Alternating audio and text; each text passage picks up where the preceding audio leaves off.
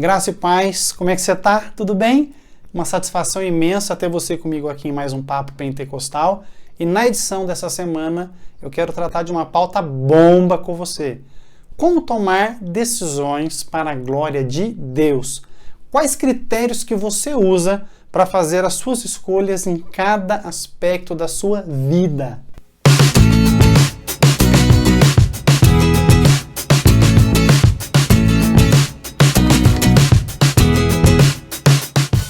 Uma boa parte dos cristãos, quando vai tomar algum tipo de decisão na vida, costuma esbarrar naquela clássica pergunta que faz com que cada um de nós que teme a Deus fique com a cuca fervendo. Como saber se uma determinada decisão representa a vontade de Deus para a minha vida ou não? Pensando do ponto de vista do pentecostalismo, afinal de contas eu sou um pentecostal reformado, muitas vezes os pentecostais cometem um grave erro na tomada de decisões, pentecostais procurarem orientações espirituais em pessoas que eles intitulam como profetas ou pessoas que são usadas por Deus, e isso representa biblicamente um risco imenso. Por quê? Primeiro, a Bíblia não nos orienta a fazer tal coisa.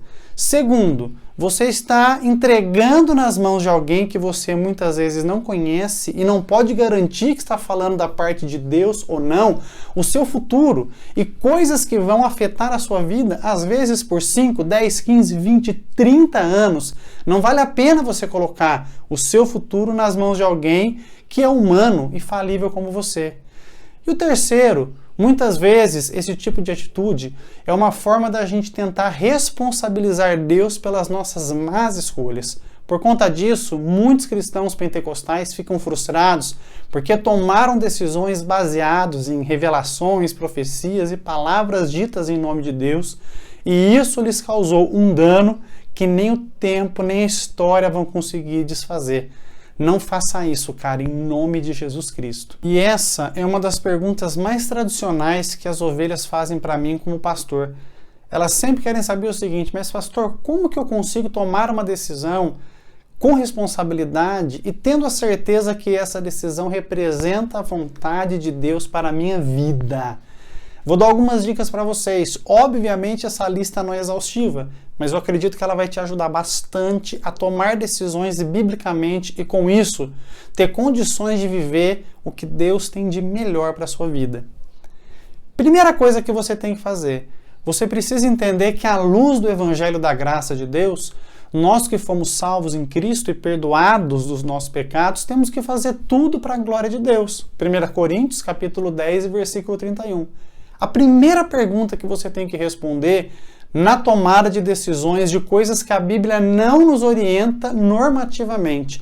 Por exemplo, trocar de emprego, fazer uma viagem, adquirir uma propriedade. A primeira coisa que você tem que perguntar: eu estou fazendo isso para a glória de Deus ou para a minha própria glória?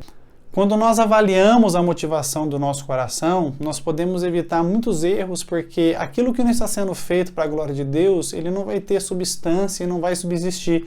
É muito importante que as nossas decisões como cristãos sejam pautadas em trazer mais glória para o nosso Deus, para o nosso Senhor.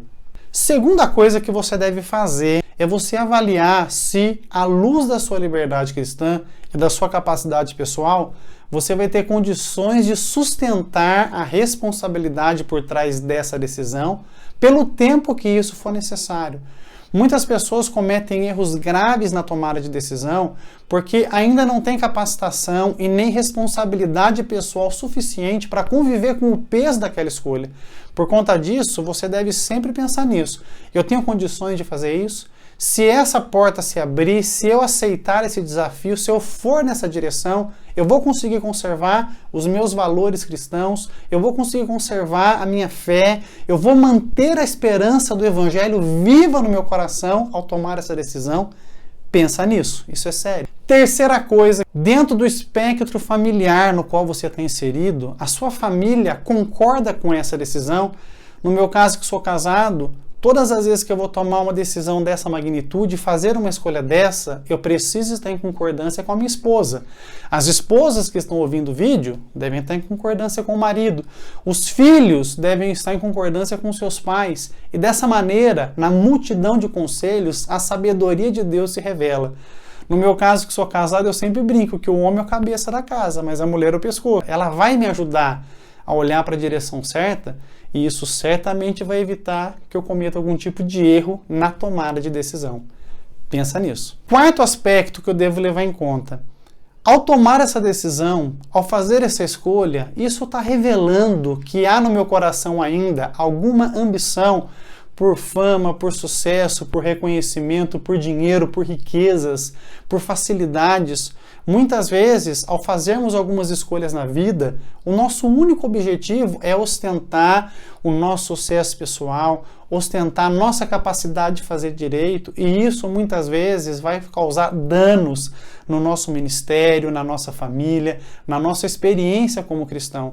Então, ao tomar uma decisão, eu tenho que ter em mente esse pensamento.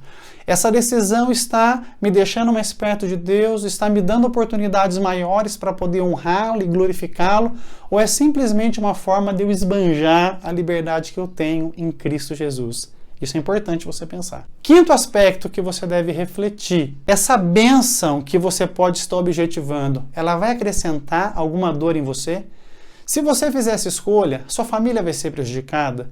Seu ministério vai sofrer? Seus filhos vão ter algum dano? Isso que eu estou decidido fazer vai causar algum dano na minha vida? A Escritura fala que a bênção de Deus enriquece e não acrescenta dores.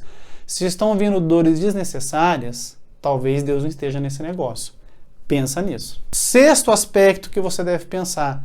Ao tomar essa decisão, você vai ser impedido de praticar a disciplina bíblica, de congregar, de se reunir, de ter comunhão com outros cristãos? Muitas vezes, algumas decisões que nós tomamos, elas levam a gente a se afastar do convívio com os irmãos. E Deus planejou a igreja como uma comunidade de fiéis, onde nós partilhamos tudo.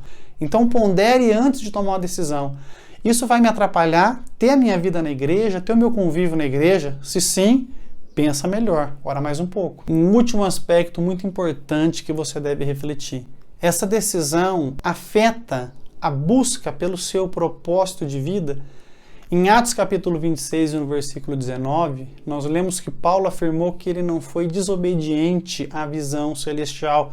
Em outras palavras, ele conservou o propósito para o qual Deus o havia chamado. Tem uma frase no livro Alice no País das Maravilhas que eu acho muito interessante, quando o personagem diz para Alice: olha, se você não sabe para onde você vai, qualquer caminho serve. Muitas vezes nós fazemos más escolhas ou temos dificuldade em fazer escolhas na vida cotidiana porque não temos clareza de qual propósito temos para a nossa vida pessoal. Quando você sabe exatamente o que Deus espera de você e o que Ele formou você para ser, fazer escolhas fica mais fácil, porque toda escolha que não reflete esse propósito, ela deve ser descartada automaticamente. Quando nós temos vivo no coração, claro na mente, aonde Deus quer nos colocar, fazer escolhas fica muito mais fácil, porque eu começo a pontuar as minhas decisões para ficar cada vez mais próximo do meu propósito de vida, e isso faz toda a diferença. Um adendo importante, talvez você esteja pensando: pastor, o senhor não falou de oração, o senhor não ora para tomar decisões? Não oro. Eu oro o tempo todo para conhecer a Deus e entender a vontade dele para a minha vida. Eu não posso limitar a disciplina da oração para um momento de tensão em que eu tenho que escolher o menos pior ou certo e errado. Não, eu tenho que viver em oração. Esses aspectos eu estou apresentando tendo em vista que você já tem uma vida de comunhão com Deus, mas se viu em situações que mesmo com toda essa comunhão, você se sentiu inseguro para poder escolher alguma coisa ou não. Não ore para decidir, decida viver orando. Eu espero que esse vídeo enriqueça a sua vida com Cristo, que você tenha capacidade bíblica e direção do Espírito Santo para tomar as melhores decisões na sua vida. Que Ele te abençoe.